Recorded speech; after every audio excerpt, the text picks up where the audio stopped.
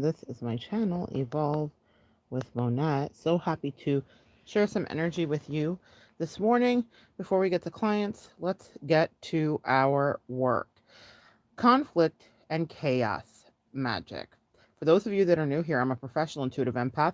I work with clients all over the world, and I am here and available for those of you that I get to encounter too. I've gotten to work with some of you guys as well. This is something, and I put it in quotation marks because we hear the word magic or spells and all of that stuff, and we wonder, is there any merit to this? Is it real? Is it real? Well, spiritual warfare is very real. And you guys know that a lot of my faith is anchored in biblical teachings, Christianity, and the like. And so I believe that we battle not against flesh and blood, but against principalities. Although sometimes it can seem as though the principalities inhabit the bodies of flesh and blood and are sent our way.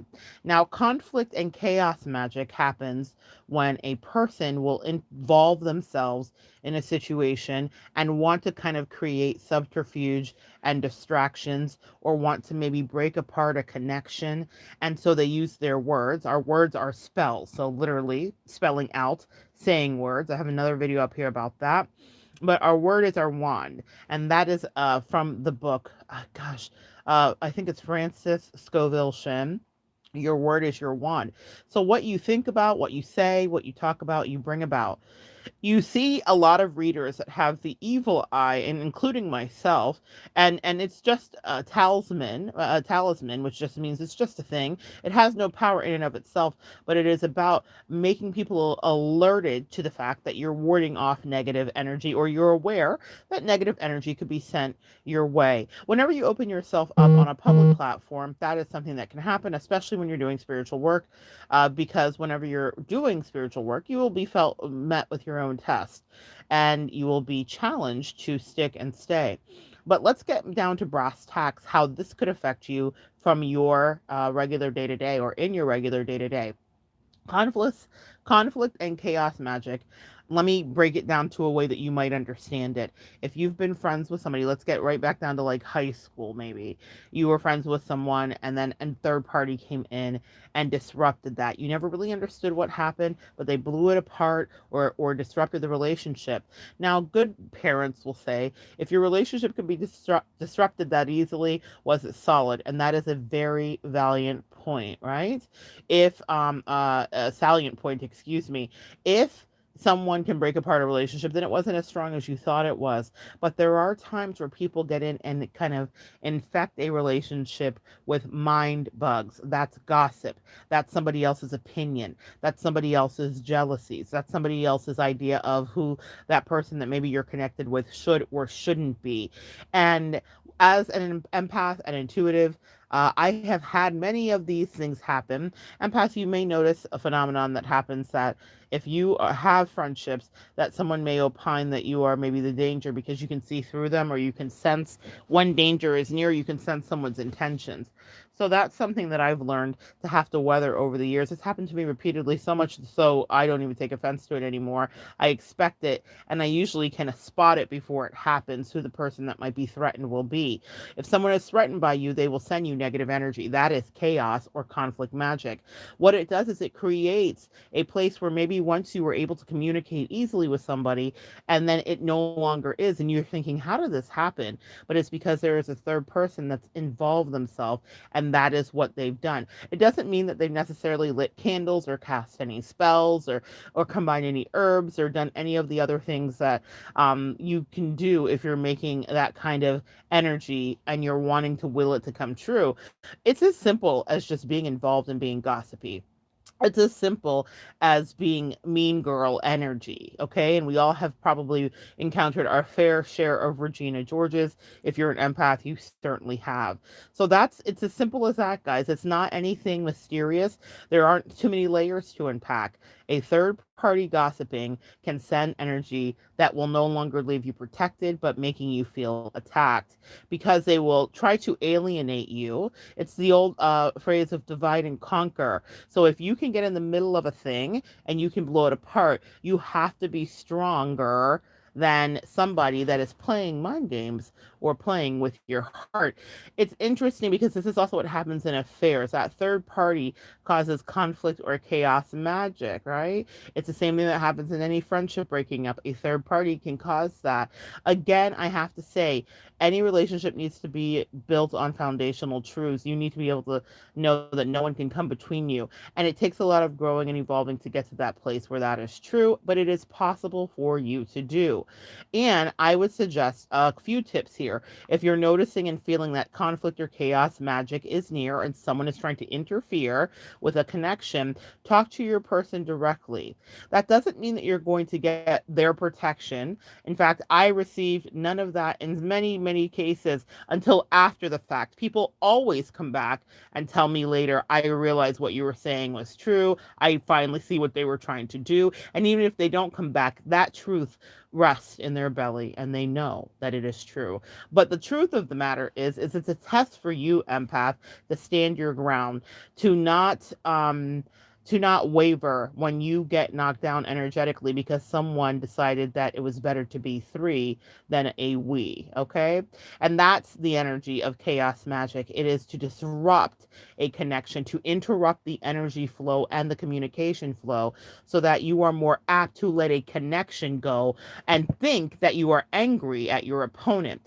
In The Art of War, Sun Tzu talks about one person once being an ally who now is an enemy, and the way that you have to, I say Hadouken, which is a word from video games, but like push them away so vehemently in order for you to fracture and sever the tie permanently so that they now look at you with disdain. This happens in breakups too. So that's not necessarily chaos magic, but it's a way that we stay sane because we cannot compartmentalize in our brain that someone that was once an ally is now an enemy. When we get down to the triangulation of three, this happens with narcissistic supply as well, then chaos magic makes you feel like you are in a living hell because you cannot communicate clearly, and that's the intention of the energy, is for there to be no clarity, for there to be no succinct energy, for there to be no open communication, for there to be no love. Chaos magic is directly an attack on maybe you and the person that you love or the connection that you value or whatever the case may be. It's usually, and well, I will say most of the time done by someone with deep insecurities who, and jealousies as well, who couldn't on their own harness in whatever they think the thing is that you have. Okay, so that's covetous energy. That is what we are as humans. In our heart, as the Bible says, we are evil. Man's heart is wicked. Energetically, we vibrate that way. I was watching the Netflix special Hellbound. I was like, okay, so the Asian like resurgence in cinema is like having a whole thing. I watched Squid Games and all of that. But Hellbound is really where there were some powerful messages. That's where I found this energy to be interesting to me regarding our salvation, repentance, and sin. These were some of the things that have been floating through my mind. But I thought about that, especially the if you've watched this, spoiler alert, there are three people that come to serve justice. And it got me thinking about triangulation and why that was done that way. What I will say about that, maybe another video for another day on that, is when you are in that situation and it's two and then there's three, there will be, that's why they say three is company or three is a crowd. That's why you have to get very loud regarding your stance of protection in the relationship. One of the things I might recommend, if you can talk to your partner first and say, listen, friend, something's off. What's going on here? And if they're not responsive, then the chaos magic or the conflict magic has already taken root. If someone who is very communicative with you, very easy to get along with, very much honest with their feelings, even if they struggled and they weren't always of the purest ilk, if they are no longer even willing to have a conversation with you and it wasn't provoked by anything that you did do, please understand that there is a third party involved somehow, somewhere, that's kind of creating havoc, and not kind of, is creating havoc and unmooring the foundations that you had set. Here's what chaos magic teaches you, is that there are some things you did forget while you were building the foundation of that relationship. One of those things was about how to really stay in it. Sometimes things need to be blown apart. Chaos magic will definitely do that because it gets right to the heart of the matter and it makes you look at each other like you no longer matter, and it makes you realize that maybe you need to be in a different energy field. It's very interesting, some of the lessons you will learn in that. So some people that I counsel stick and stay through the chaos magic or the conflict magic sent their way, meaning they weather the storm of that, and they coalesce and they come together tighter back to back like you would do in the trenches if you were in the military. That is really how you weather chaos magic when it's sent your way. You become infantry. You have to be soldiers in your relationship, soldiers in your friendship, soldiers in your connection, because a third party will only ever be a distraction if you allow it to be. So that's what you need to know about chaos magic, conflict magic, and disruptive third party energies. If your relationship's solid, it will weather it, even if it gets rocked a bit. But if it's not, it will blow apart. That's a tower moment if you're reading tarot.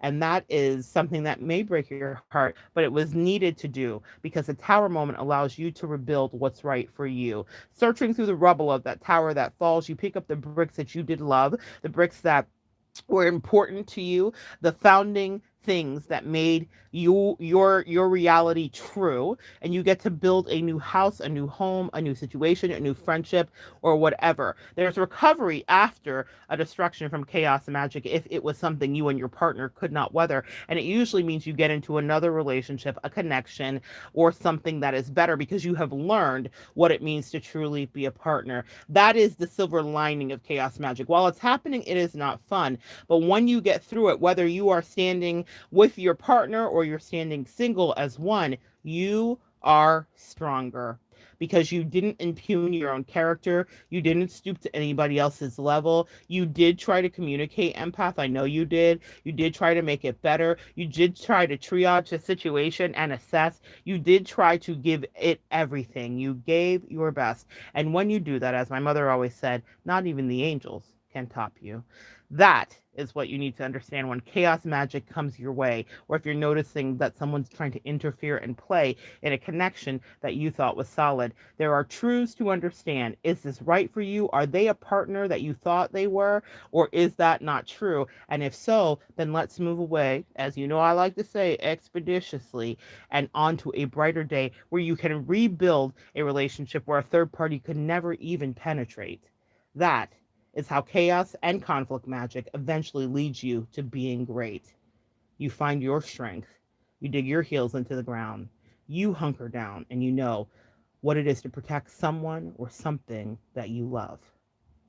All right, guys, so good to share some energy with you today. Let's see. All right, come back and join me next time, and we will continue to evolve together.